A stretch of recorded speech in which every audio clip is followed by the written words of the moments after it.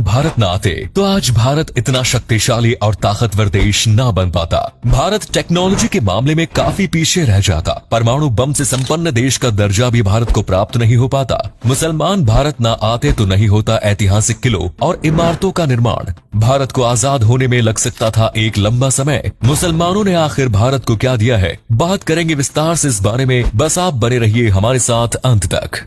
भारत सदियों से विभिन्नताओं में एकता वाला देश रहा है। सभी धर्मों के लोग यहाँ प्रेम और भाईचारे के साथ रहते हैं। भारत देश में आपको हर धर्म और संस्कृति की झलक देखने को मिल जाएगी। हर धर्म और समुदाय के लोगों का इतिहास में विशेष योगदान रहा है और मुसलमानों ने भी भारत को बहुत कुछ दिया है। आज भारत जिस मुकाम पर खड़ा है उसमें मुसलमानों की भूमिका काफी महत्वपूर्ण रही है। मुसलमान ही भारत में पहली बार बंदूक, तोपखाने और रॉकेट की टेक्नोलॉजी लेकर आए। बाबर के आने से पहले भारत के लोगों को बारूद, बंदूक, तोपखानों के बारे में जानकारी नहीं थी, लेकिन बाबर के आने के बाद भारत के मुर्शिदाबाद, बीजापुर और तंजौर जैसी जगहों पर शस्त्रों और अन्य हथियार बनाने के कारखाने शुरू किए गए।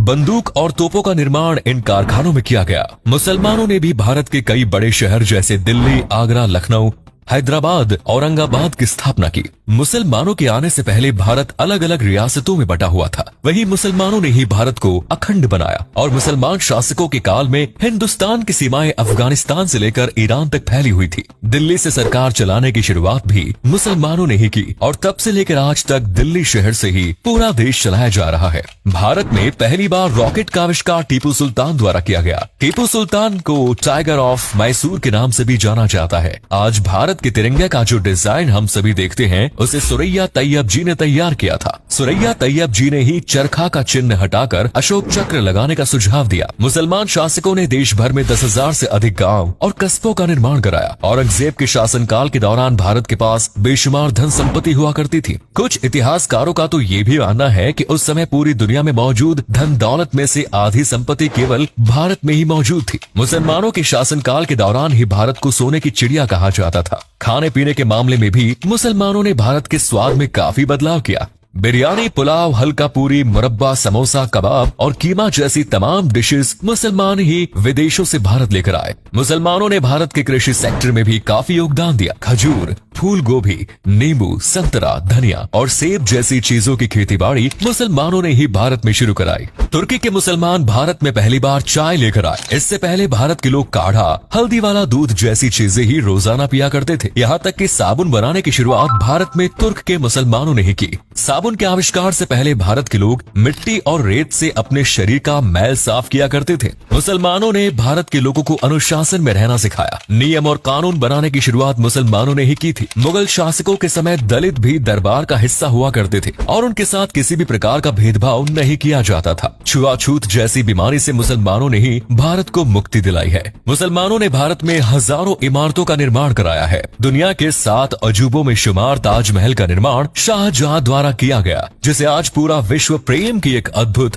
निशानी मानते हैं। ये कला और ऐतिहासिक दृष्टिकोण से भी काफी महत्वपूर्ण है। अगर मुसलमान भारत न आते तो देश को कभी ऐसी खूबसूरत इमारत नसीब नहीं होती। इसके अलावा दिल्ली का लाल किला, कुतुब मीनार सहित ना जाने कितने ही इमारतों और किलों का निर्माण मुसलमानों ने भारत में कराया है। इन सभी ऐतिहासिक स्थलों को सरकार द्वारा पर्यटन स्थलों में कन्वर्ट कर दिया गया है और इनके जरिए सरकार को हर साल करोड़ों रुपयों की आमदनी भी होती है। साल 1920 में मुसलमानों ने दिल्ली में जामिया मिलिया इस्लामिया यूनिवर्सिटी की स्थापना की, जिससे शिक्षा के क्षेत्र में एक नई क्रांति का संचार हुआ। देश को आजाद कराने में भी मुसलमानों ने अमूल्य योगदान दिया है।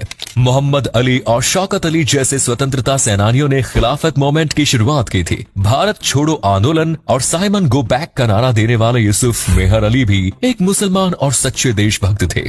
अशफाकुल्ला खान के बारे में आज कौन नहीं जानता। उनका नाम सर्वोच्च स्वतंत्रता सेनानियों में गिना जाता है। भारत के विभाजन का पुरजोर तरीके से विरोध करने वाले खान अब्दुल गफ्फार खान भी एक मुसलमान ही थे। सरफरोशी की तमन्ना अब हमारे दिल में है कविता की रचना बिस्मिल्लाह अजीमाबादी ने की। सारे जहां से अच्छा हिंदुस्तान हमारा जैसे गीत की रचना करने वाले अल्लामा इकबाल एक मुसलमान ही थे। मादरे वतन भारत माता की जय का नारा भी एक मुसलमान अजीमुल्लाह खान ने ही दिया। महान क्रांतिकारी क्रांतिकारी आबिद हसन सफरानी ने सबसे पहले जय हिंद का नारा देश को दिया। मौलाना अबुल कलाम आजाद, आसफ अली और डॉक्टर जाकिर हुसैन जैसे ना जाने कितने ही मुसलमानों ने भारत की आजादी के आंदोलन में बढ़ चढ़कर हिस्सा लिया। डॉक्टर जाकिर हुसैन बाद में देश के राष्ट्रपति भी बने। इसके अलावा देश को परमाणु हथियारों से संपन्न बनाने में सबसे अहम भूमिका निभाने वाले डॉक्टर एपीजे अब्दुल कलाम भी एक मुसलमान थे। वे बाद में देश के राष्ट्रपति भी बने और आज भी उन्हें भारत के इतिहास का सर्वश्रेष्ठ राष्ट्रपति कहा जाता है। वे एक ऐसे मुसलमान थे जिन्हें हर समुदाय के लोग प्यार करते थे। कला और संगीत के क्षेत्र में देश को आगे ले जाने में भी मुसलमानों ने काफी अहम योगदान दिया है। महान शहनाई वादक उस्ताद बिस्मिल्लाह खान, तबला वादक जाकिर हुसैन, महान चित्रकार एम.एफ. हुसैन जैसे ना जाने कितने ही महान विभूतियों का जन्म भारत की धरती पर हुआ और ये सभी मुसलमान थे। आज के समय में देश के दिग्गज उद्योगपतियों में शुमार अजीम प्रेमजी भी एक मुसलमान है।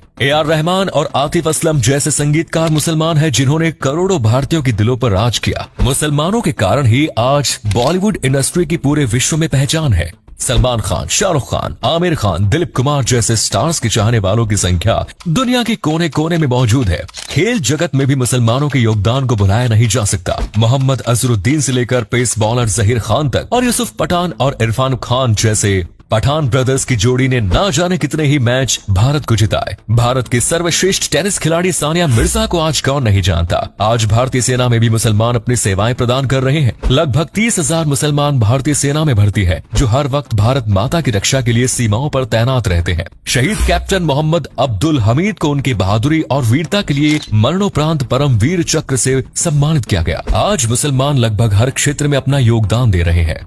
बिजनेस से लेकर सर्विस सेक्टर तक हर जगह मुसलमान देखने को मिल जाएंगे, जो भारत की अर्थव्यवस्था को मजबूत बनाने का काम करते हैं। इतना ही नहीं, राजनीति में भी मुसलमान सक्रिय है। केंद्र सरकार के मंत्रिमंडल से लेकर राज्य सरकारों तक कई बड़े पदों पर मुसलमान लोग बैठे हुए हैं, जो देश के हर छोटे बड़े फैसले लेने में अपनी राय प्रदान करते हैं। आज कई कट्टरवादी लोग ऐसे हैं जो मुसलमानों को भारत का हिस्सा नहीं मानते। ऐसे लोगों को एक बार मुसलमानों के इतिहास के बारे में पढ़ना चाहिए और देखना चाहिए कि आखिर मुसलमानों ने भारत को कितना कुछ दिया है। भारत को फर्श से अर्श तक ले जाने में मुसलमानों की भूमिका बेहद ही महत्वपूर्ण रही है। आज एक हिंदू, बौद्ध, सिख या जैन धर्म का व्यक्ति अपने देश से जितना प्यार करते हैं, उतना ही प्यार एक मुसलमान भी भारत देश से करता है। हजारों मुसलमानों ने भारत के लिए अपना सर्वोच्च न्योछावर कर दिया। काला पानी की सजा पाने वाले अधिकांश लोग मुसलमान ही थे, जिन्होंने अंग्रेजी हुकूमत के खिलाफ अपनी आवाज बुलंद की। मुसलमान सदियों से भारत का एक अभिन्न हिस्सा रहे हैं और हमेशा रहेंगे। तो उम्मीद है आपको हमारी ये वीडियो पसंद आई होगी। दोस्तों, हम उसी भारत देश के निवासी हैं जहां हिंदू मुस्लिम भाई भाई के नारे दिए जाते हैं। इस भाईचारे को कुछ कट्टरवादियों के कहने पर खराब नहीं करना चाहिए। अगर आपको ये जानकारी अच्छी लगी तो इसे लाइक और शेयर अवश्य करें। धन्यवाद।